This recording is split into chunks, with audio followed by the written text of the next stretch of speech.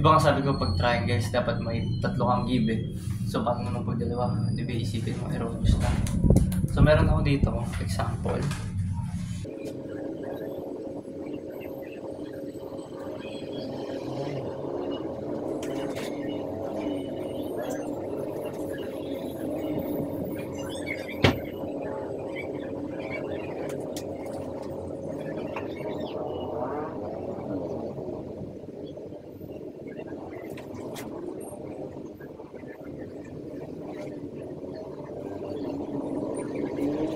So, sabi sa tanong, a triangle has sides of 4 and 7. The angle in between them is black.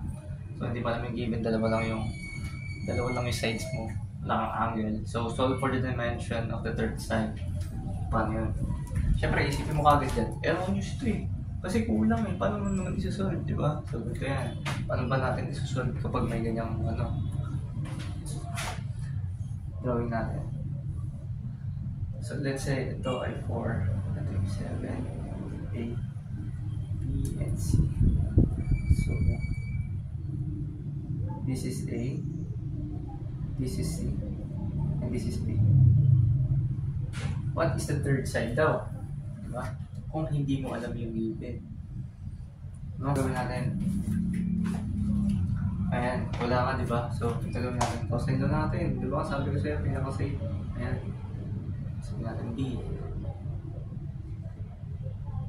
Tapos 7 squared plus 4 squared minus 2, 7, 4 cosine. Wala kang cosine ng B. Wala ka pa nito. Diba? So paano gagawin natin dyan? Ito gawin natin. I-simplify natin. Para masulay. 7 squared plus 4 squared muna. 7 squared plus 4 squared, 65.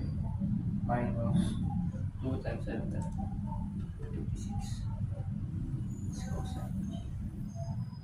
So, since b squared to, tanggalin lang natin to, square root natin to. So, b is equals to 65 minus 56 cosine ng b. Dalawa pa rin. Diba? Dalawa pa rin naman yung ano mo dyan eh. Yung tawag dito. Dalawa pa rin naman yung unknowns. So, paano mo gagawin yan? Yan. Lagi niyo tandaan yung limitations natin.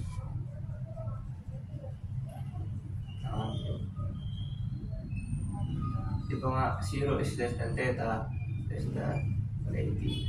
Wherein the angle is greater than 0 but less than 180. So, gawin natin, ipasok natin si 0, diba, dito sa equation, tsaka si 180. Kasi nga natin kung ano ilalabas na value ng b. So, if b is equals to 0, therefore b is equals to so if b equals to 180 naman, what is substitute mo dito?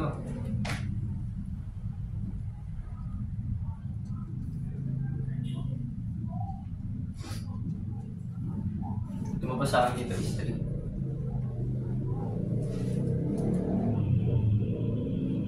Lumabas sa akin dito yun. Oh, paano yan? Dalawa nandito. Diba? Dalawa na kagad yun nasa choices. Paano? Siyempre, isipin mo, malilito ka na kagad yan. Wala, saan naman yan ako? Lagi nawawala yung marker ko ah. Ako tingnan naman. So yun nga, both ito nasa choices. Eh, ang hinahanap nga natin yung third side na ayan. Since nga third side ang hinahanap natin, may nakuha kang dalawang side. So, therefore, na I3 is less than yung B, less than yung 11. Diba? Greater than 3, tas ano yung 11. So, ano ba yung less than, ano yan, ito, 3 tsaka 11. 3 tsaka 11. Hindi na pwede si 2. Diba? Diba? Kasi hindi naman to greater than dito eh. So, hindi na to ang sagot. Hindi na to ang sagot. Hindi na to ang sagot. So, nag-iisa na lang siya. Therefore, 3 is less than 6.97. So, ang tamang sagot ay ganun lang guys, pag nag-ano. Pero yun, kung gusto nyo, may shortcut dyan. Diba? Paano yung shortcut niya? Tinuro ko lang to para, kunyari, nakalimutan niyo yung shortcut. At least alam niyo kung paano babalikan. Ito lang shortcut guys.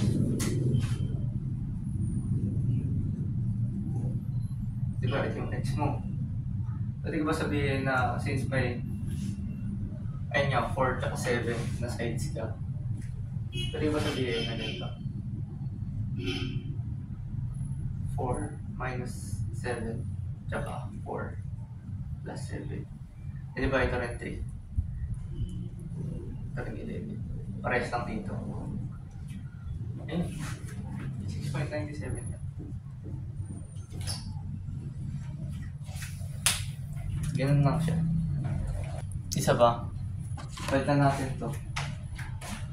Sabihin natin ito ay ano 6.08. Sabihin natin ito 6.08.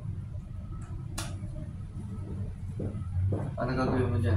Dalawa na yung nasa ano mo. Oh, nasa range mo. Pwede rin naman si ano dyan, si 6.08. Diba?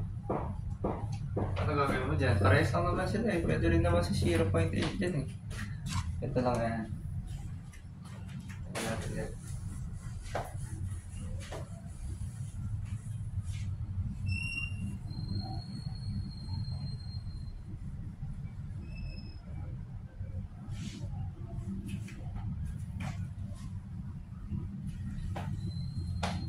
Ulit ka naman natin. If B is equals to 6.08, ano naman yung angle? So, ito naman if B is equals to 6.97. What is B? Substitute nyo ulit dito. Ito ba yung kalagay mo? So, square root of 65 minus 56 cosine.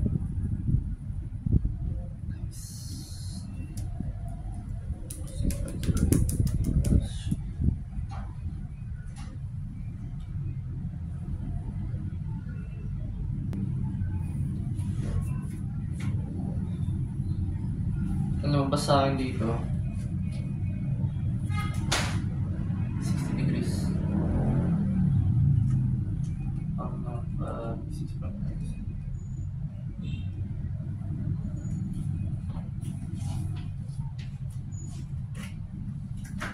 72.95. 73. Oh, yan. Ang tanong, ano pipiliin mo dyan? Ito parehas pa rin yan nandito, nasa range na ito. Diba? Parehas pa rin naman sila. Both are inside the limit of diba, kapag nag-e-exam tayo, let's say strength of materials or RCD, diba madalas ang given natin na length 300, 200, 100. So, syempre hindi ka naman mag-iisip, kunyari ikaw magpapa-exam, hindi ka naman mag-iisip na gagamitin mo 6.97, 4.97 na length, diba? Ang ganun na given. Or sabihin natin yung columns mo 367 by 360. Siyempre hindi na, di ba? Papakahirap ka pa doon. Hindi gagawin mo na lang 400, 400 po. So, ang pinapoint ko dito, ano ba mas pipiliin mo? Kung ikaw magpapa-exam, mas pipiliin mo gamitin na 60 o 73. Siyempre yung 60, di ba? Therefore, ang sagot na kukunin mo ngayon, yung 6.08 na. No? Hindi na to 6.97. ito na. Ito yung gagamitin mo.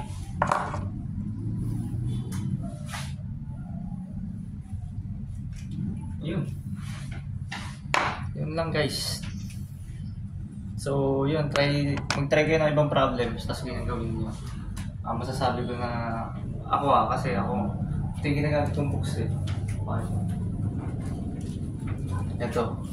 Tapos meron ako volume 1, volume 2 ng Engineering Mathematics ni Gilis Anya. Ito, pakita ko lang. Ayan. Ayan yung mga ginagamit. Tapos sinsolve ko lahat dyan. Huwag nyo lang lagpasan pag hindi nyo kung parang sa tingin nyo mahirap, subukan nyo pa rin na subukan. Kasi ako examiner, reviewing pa lang din naman ako. Gusto ko lang din tumulong sa lower mga nag-aaral pa rin ng EG. So yun. Thank you guys for watching. Sana may natutunan kayo. Mag-video pa naman ako sa mga susunod na tumulong for now. Okay, so thank you.